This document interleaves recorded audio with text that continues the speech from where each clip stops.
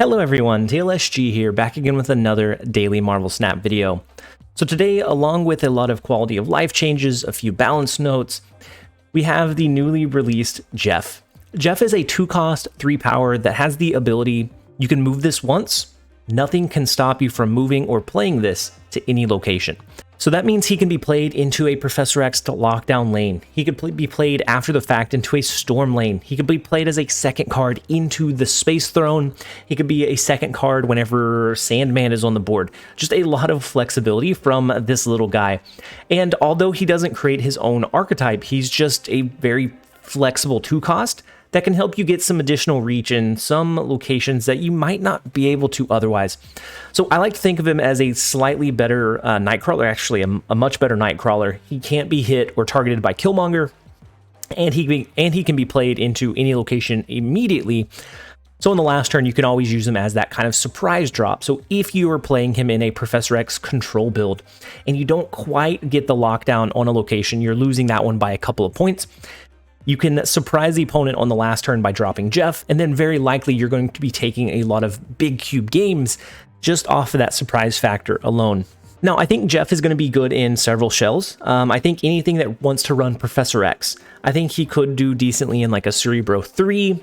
I think there may even be some lines where you play him alongside an Electro Ramp or Sandman deck.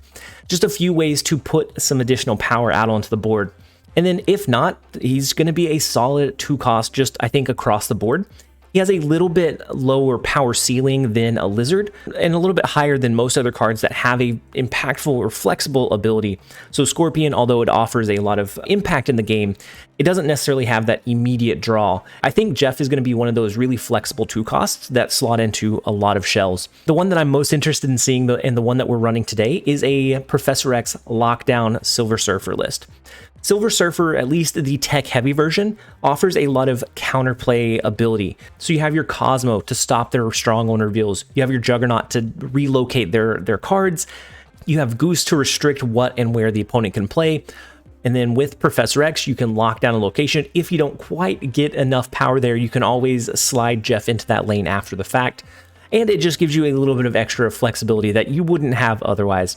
And overall, I think that he is a fantastic addition. I don't know that he is immediately worth 6,000, but he is one that I think will see a lot of play, especially when compared to like a Ghost or something that is very specific to like one particular archetype.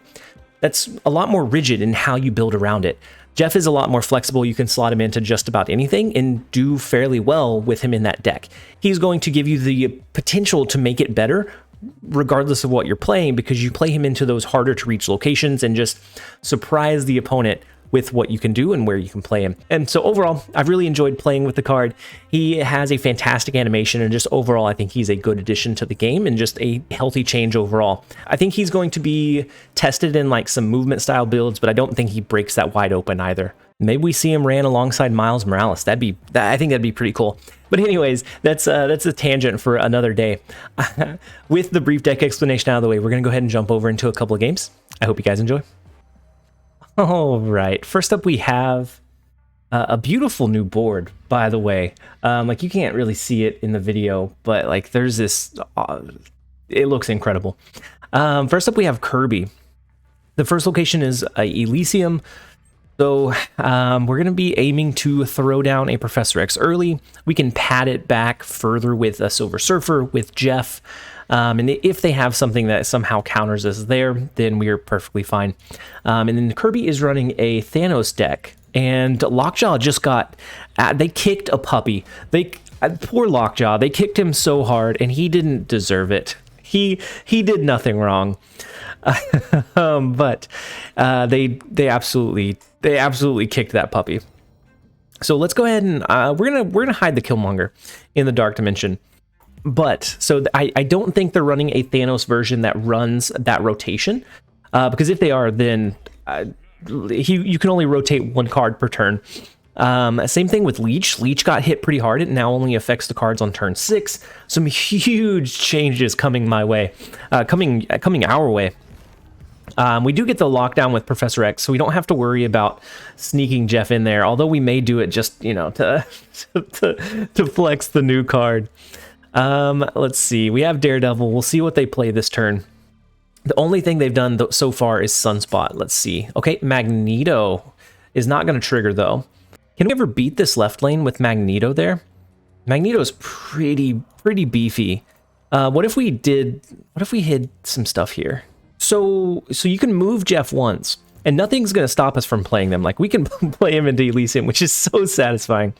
Oh, wait. Come back. Come back, Jeff. All right, we got to recall all. We can't pull him back. We have to recall all. All right, so we're gonna play for the Dark Dimension. Let's play good old Jeff in the mid just to flex him out onto the board. He has a sweet. No, Jeff. Jeff's breaking games, breaking hearts. All right, so we drew Goose. Goose is not gonna help us in this lane, so we're just gonna move Jeff over. We're gonna drop Silver Surfer, and we're gonna drop Goose in mid. Let's go ahead and lock this in, see how much they have in this right lane. We're going to have a small chunk, not a huge chunk, but it's going to be formidable. We are going to take out the Soul Stone because they will reveal first, right? Oh, and actually, yeah, no, they will reveal first. And so, okay, Shang-Chi, Blue Marvel, and then Soul Stone, which we're going to take out the Soul Stone. I think we have this lane pretty easily locked down. Yeah, I think we actually could have swung mid as well by taking out the Sunspot, but it's very comfy win. We will take our 4 cubes. Let's go ahead and jump over into the next one. All right, next up we have 9, and we actually just matched against 9. We had a 100% tie, which doesn't happen all that often. We didn't draw Jeff. If we had, we would have been able to win and hold down the game. Ooh, so Juggernaut. So they were playing a Guardians of the Galaxy deck, but it looks like they switched off of that and onto maybe a Silver Surfer deck. And so we'll see. It's probably going to be pretty mirror matchy. Oscorp Tower in the right lane. We want to avoid playing there. Let's hit them with a double Juggernaut. We have their Juggernaut. We have our Juggernaut. Let's hit them with a double Juggernaut. Maybe we'll send them over into Oscorp Tower and we'll take that resource. Nope, unfortunately we don't. We do hit their Juggernaut out of the way though. And so they have one more turn to play into this middle location, and we're gonna tell them no. We're gonna slap. Oh, wait, they don't play for it. Interesting. Okay. Well, now we're kind of scared.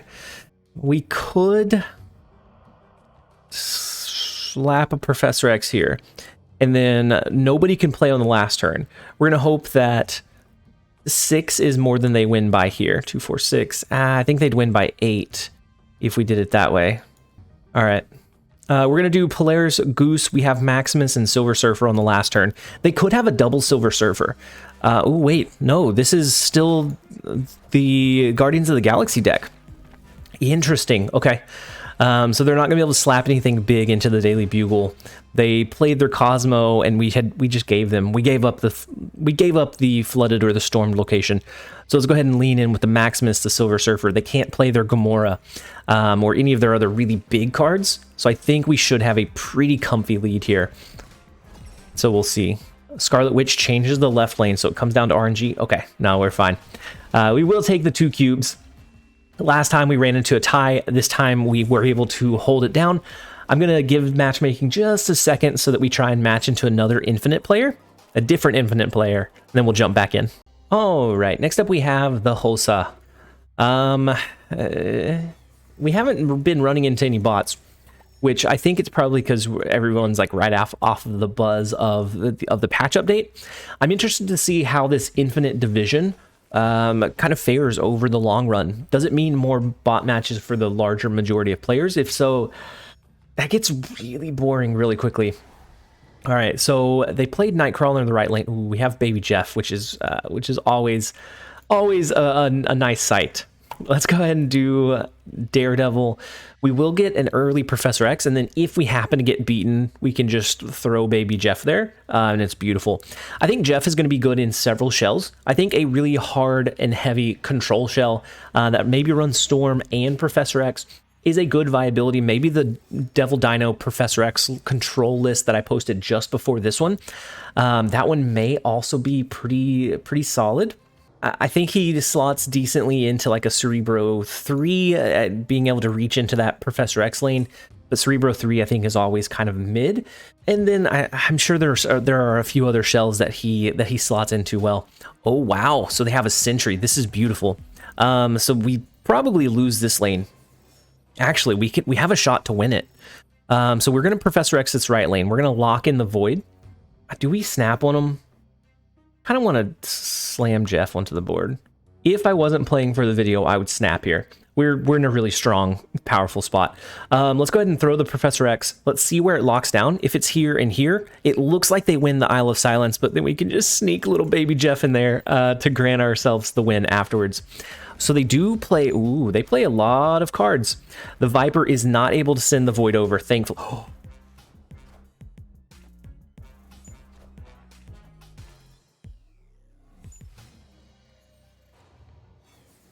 I'm so glad I didn't snap.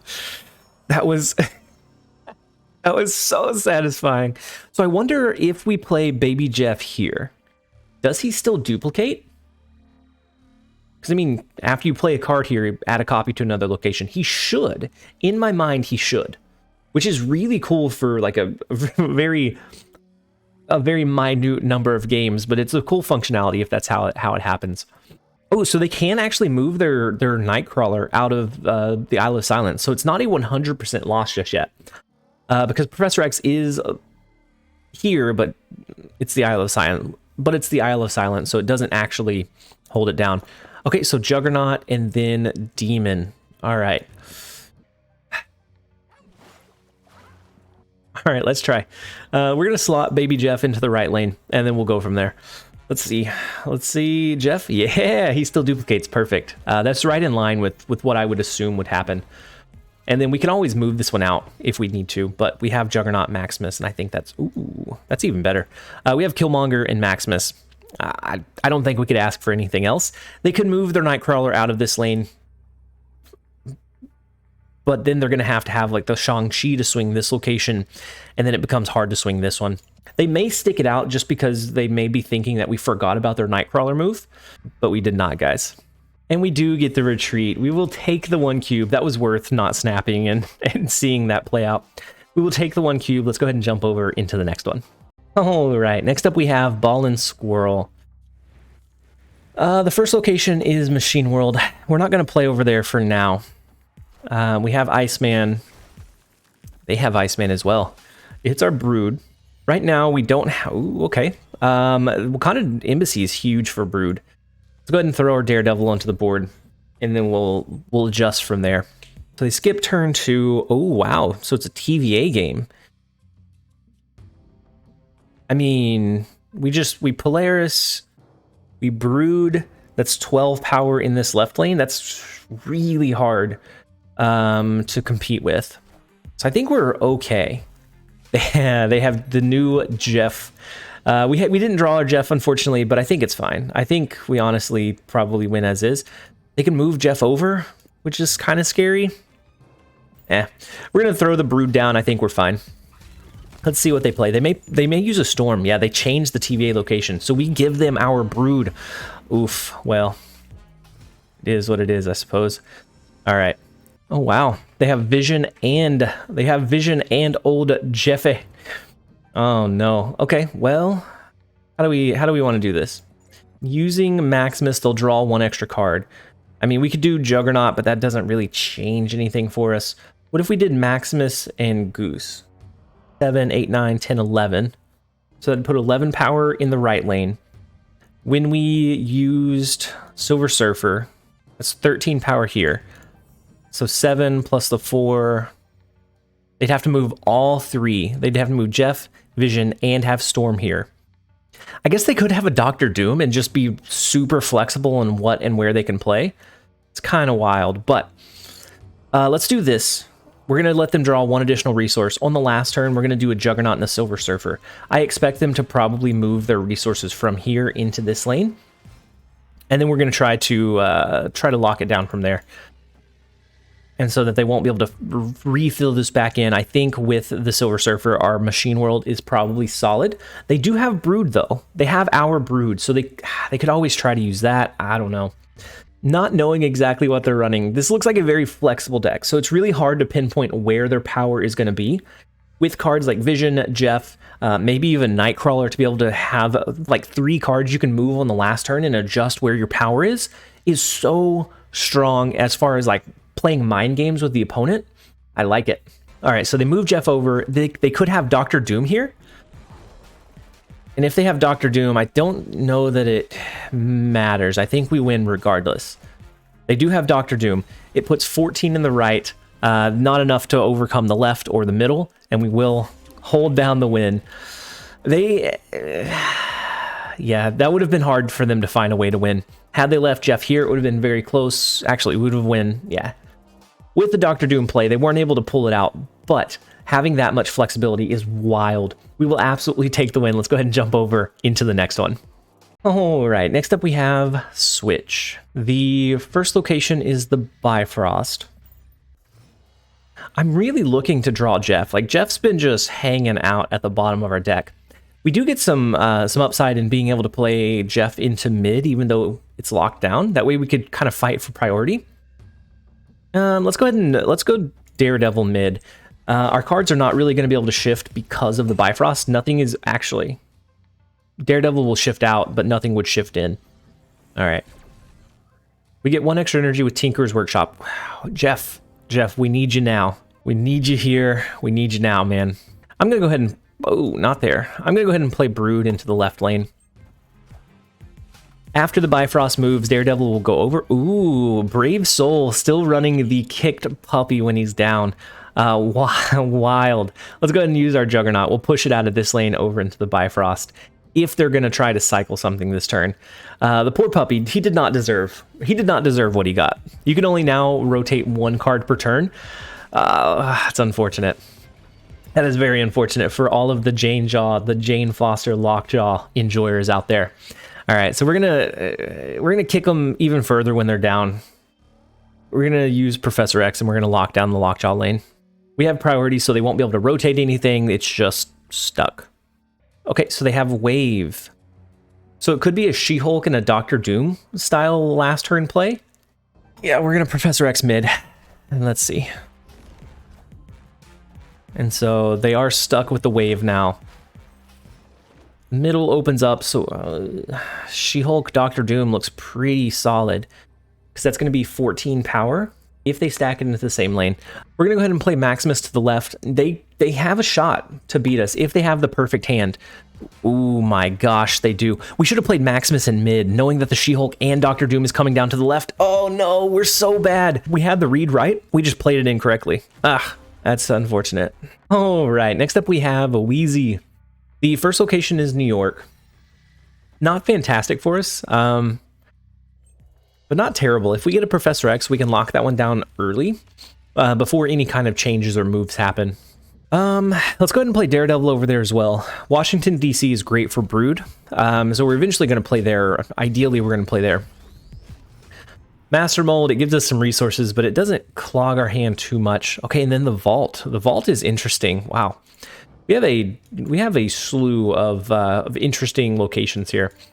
We're going to use Juggernaut to push whatever they play over here out, and we'll go from there. Okay, so Zabu, interesting. I expect a Hawk, a Rock Slide. We do get cute little Jeff. Let's do Cosmo. Cosmo into the Vault. They will eventually be able to drop their Ronin over there. So I'm not really going to lean in on playing the Sentinels. We're going to try to avoid playing... We blocked the Rock Slide. No Rock Slide for you, my friend. Unfortunately, we don't have Professor X, but we do get some value in the Vault. If we happen to lose it by just a touch, then we, I think, should be okay. Let's play both this turn. That gives us the flexibility next turn to lean in with like a Brood and a Silver Surfer here. Maybe we do Brood, a Silver Surfer. We move a Maximus, but it's going to get rid of the most cards in our hand all at once. And so right now we lose this lane. Do they move anything out of it? Is I think my biggest question. I don't know. I think we're going to play for mid. We have 3 cards in our deck, so a Hawk is not great because we did block the Rock Slide. Let's go Brood and Silver Surfer. We're going to leave everything in the right lane. The buff should be enough, plus we're playing cards, so Ronin's going to get a little bit weaker overall. So even if they somehow re-trigger Master Mold or something big, then I think we're okay. Dr. Doom is kind of wild, but it's not going to be able to be enough to hold it down. Dr. Doom gives them the pretty big Doombot in mid, but we do hold down the win.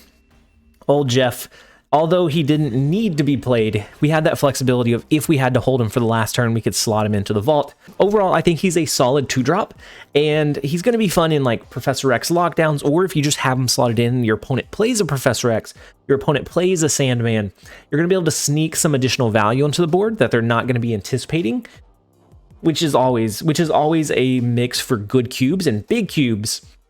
Overall, we're going to go ahead and end the video here. I hope that you guys enjoyed it. If you did, make sure to give it a like and a comment down below. As always, this has been TLSG.